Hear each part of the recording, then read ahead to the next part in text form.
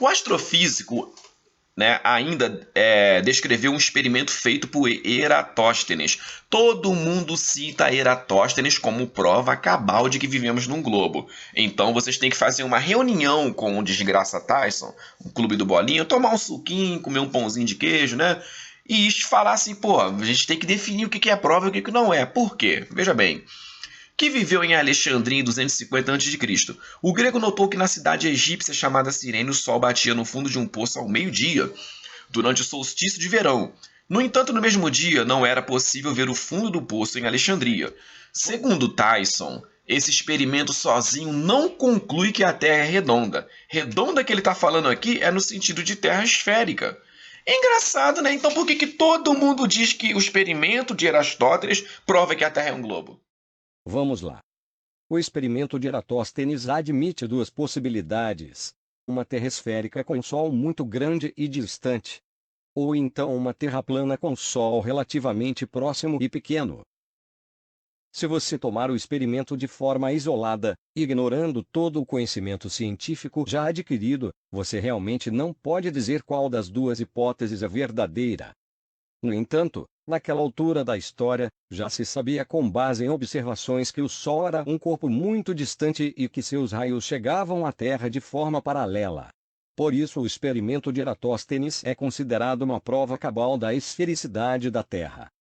O canal do professor Silvestre apresenta uma maneira muito simples de verificar este fato, utilizando apenas uma esfera apontada para a direção da Lua durante o dia. Nesse experimento se observa que a parte da pequena esfera iluminada pelo Sol coincide com a parte iluminada da Lua, também iluminada pelo Sol. Ou seja, temos dois corpos iluminados por uma mesma fonte de luz, o Sol. Nesse mesmo vídeo o professor demonstra geometricamente através de desenhos que esta configuração só é possível se a fonte de luz estiver muito distante de ambos os corpos, de modo que os raios cheguem paralelos.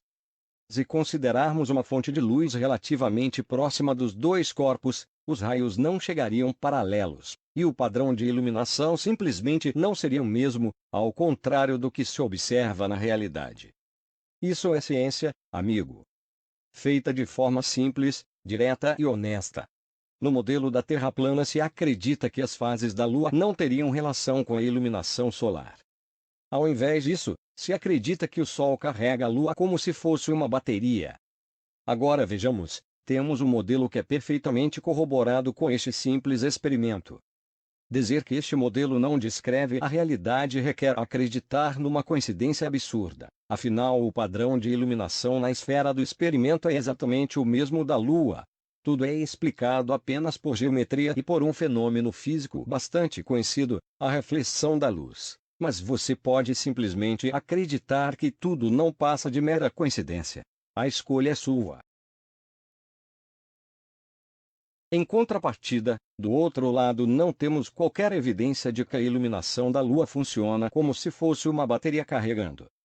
Tudo é apenas especulação. Você fala sempre em questionar tudo. Talvez seja a hora de sair da zona de conforto e questionar a própria Terra plana. Aí ele vai tentar consertar a merda que ele já falou. Ó, são duas as possíveis explicações. A primeira é que a Terra é plana e tem um Sol pequeno. Concordo, sabe por quê? Porque no modelo de Terra plana, com o Sol menor e mais próximo, vai ser produzido o mesmo efeito observado por Eratóstenes. É por isso que ele falou isso, e nisso eu concordo.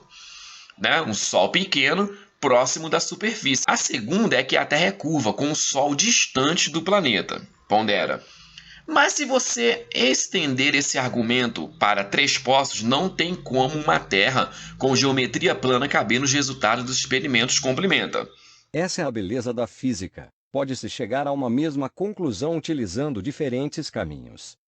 Pode-se confirmar a esfericidade da Terra utilizando o experimento de Eratóstenes, combinado com o conhecimento já existente na época, de que os raios solares chegam de forma paralela, o que elimina a hipótese do Sol próximo e pequeno, e que pode ser comprovado por qualquer um, através de um experimento muito simples, como este do canal do professor Silvestre. Mas o que o Tyson argumenta é que a mesma conclusão da esfericidade terrestre também pode ser comprovada por um único experimento, no caso, um experimento similar àquele feito por Eratóstenes, porém com dados de 3 localidades e não apenas 2. A ideia de Eratóstenes foi genial. Mas seus cálculos foram bastante simples, praticamente uma regra de 3. O ângulo medido está para os 360 graus de uma circunferência completa, assim como a distância entre as duas cidades está para a circunferência total da Terra. Ele constatou que o ângulo medido era equivalente a 1/50 de uma circunferência completa.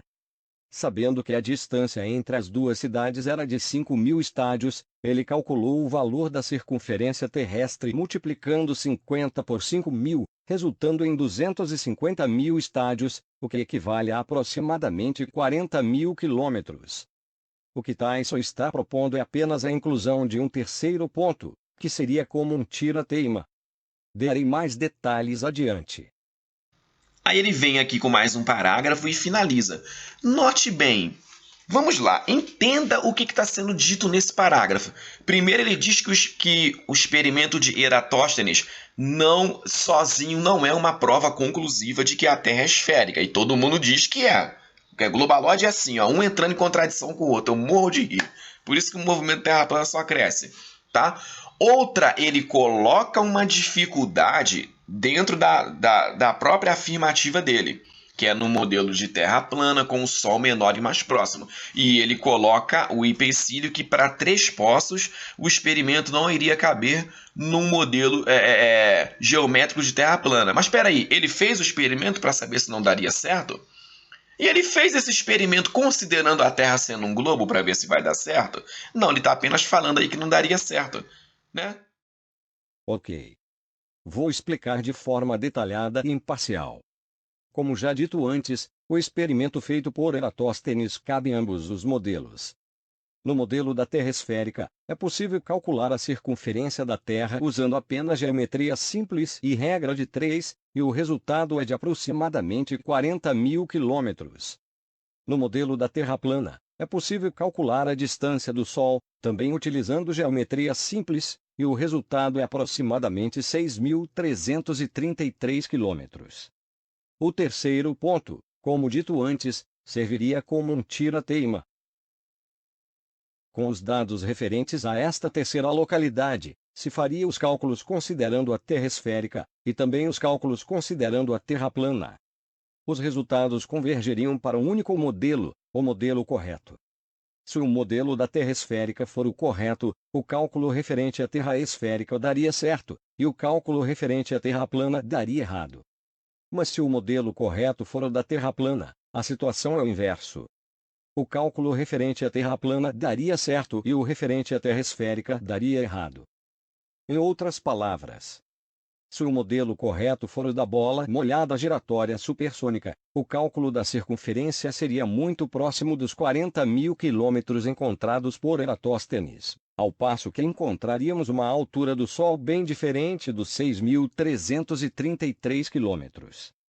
Se o modelo correto for o da pizza molhada com bordas de catupiry e coberta por um tampa-prato gigante, o cálculo da altura do Sol seria muito próximo dos 6.333 quilômetros, ao passo que encontraríamos uma circunferência bem diferente dos 40.000 quilômetros.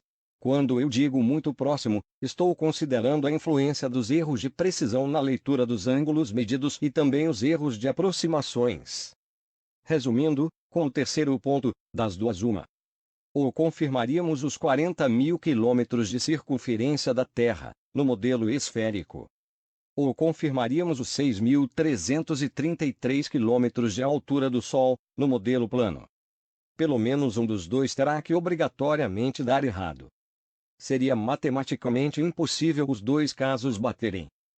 Eu sinceramente não sei se o Tyson fez o experimento com 3 pontos ou se conhece alguém que tenha feito, mas isso é algo que qualquer um pode ir a campo e fazer por conta própria, tirando a prova dos noves, principalmente os terraplanistas, já que são eles que ainda não estão convencidos da forma esférica da Terra, e como eu disse antes, precisam sair da zona de conforto e ir a campo para colocar a própria Terra plana à prova. Nós realistas sabemos que o experimento original de Eratóstenes é suficiente para provar a esfericidade terrestre, pois é fato comprovado experimentalmente que os raios solares são paralelos, o que por si só elimina a hipótese de um Sol pequeno e próximo, validando os cálculos e a conclusão de Eratóstenes. Muita gente chega aqui e fala, não, se a Terra for plana, não dá para ter Sol, não dá para ter eclipse, não dá para ter constelação, não dá para ter isso, não dá para ter aquilo. Mas você já fez algum experimento para provar que não dá mesmo? Convenhamos que vocês da Terra plana vivem fazendo isso. Segundo vocês, o eclipse, as fases da Lua, as Três Marias serem visíveis quase o ano inteiro, o Cruzeiro do Sul ser visível todas as noites, etc., só são possíveis numa Terra plana, mas nunca demonstram isso experimentalmente, e sequer fazem um desenho ilustrativo. Então é isso, cara. Até o Tyson, ele teve que reconhecer isso. E eu achei muito interessante isso aqui, ele falar que o experimento do Eratóstenes, tá?